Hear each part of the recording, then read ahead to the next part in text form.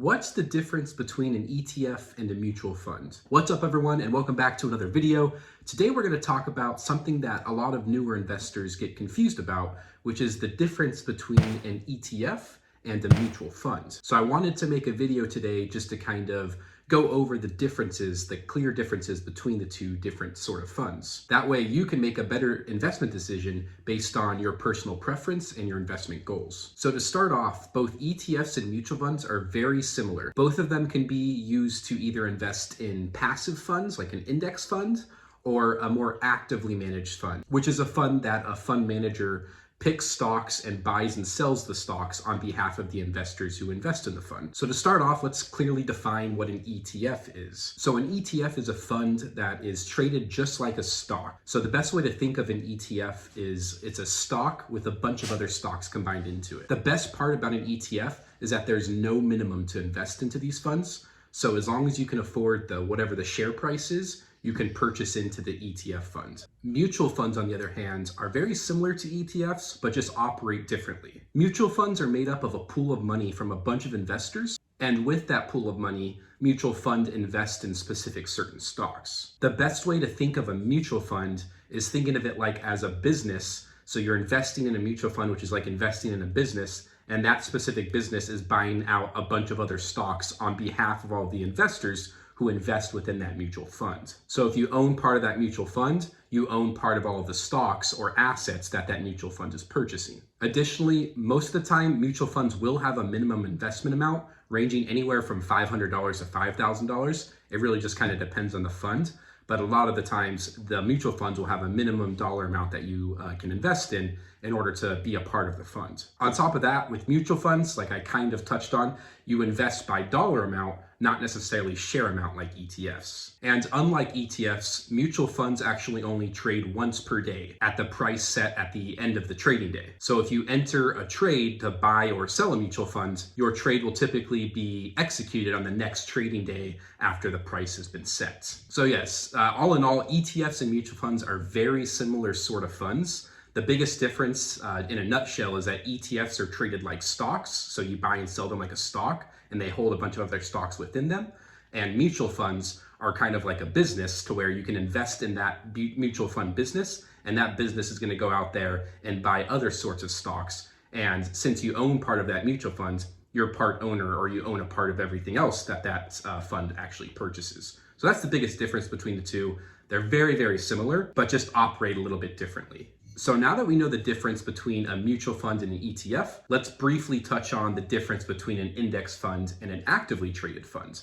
And like I mentioned a little bit earlier, an ETF or a mutual fund can be either an index fund or an actively traded fund. It just depends on how the fund is set up. So just to kind of clarify a little bit more, you can think of an ETF or a mutual fund as the vehicle, and then an actively traded fund or an index fund is kind of what goes on inside that specific vehicle. So let's touch on index funds. So like if you're not familiar with what index funds are considered a passive way to invest.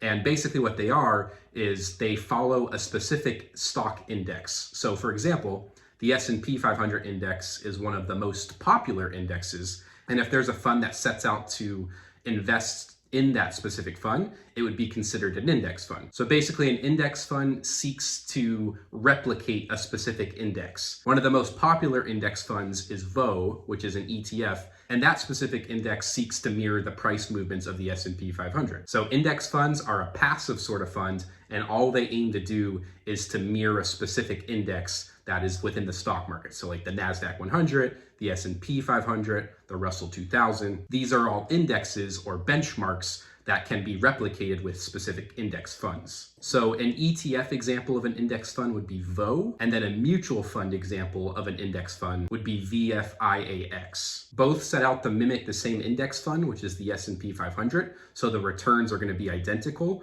but the way that they're going about that is just a different sort of vehicle, to where VO is an ETF and it's traded like a stock, and to where VFIAX is a mutual fund. It's traded once per day, and there's a minimum investment amount of $3,000. On top of that, you invest in dollar amount rather than share amount, unlike you would with a VO. Actively managed funds are funds that are actively managed by a specific fund manager or a team of managers. You can think of a fund like Kathy Wood's ARK fund. Kathy Wood is an actively traded fund manager, and all of her funds are considered actively managed funds since she's the one who is buying and selling stocks within her ARK funds. She makes the decisions, not a specific index, that's what makes it an actively traded fund. So Kathy and her team buy and sell stocks depending on their personal analysis, and they buy and sell stocks on behalf of all of the investors who invest in their specific funds. So actively traded funds typically have much higher expense ratios or fees, and that's typically because the fund managers want to be compensated for their knowledge and just their expertise of buying and selling stocks. So a good ETF example, like I touched on, is the ARK fund, so ARKK. I would say a good actively managed mutual fund would probably be FDGRX, which is a Fidelity mutual fund that seeks to invest in growth stocks. So all in all, a mutual fund or an ETF can be used to invest in either an index fund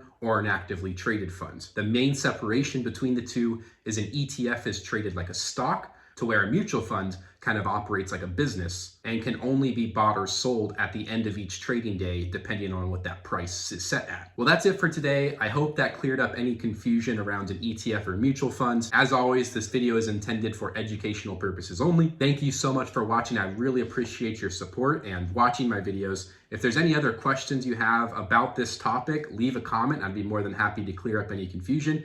But other than that, have a great rest of your day, and thank you so much for watching.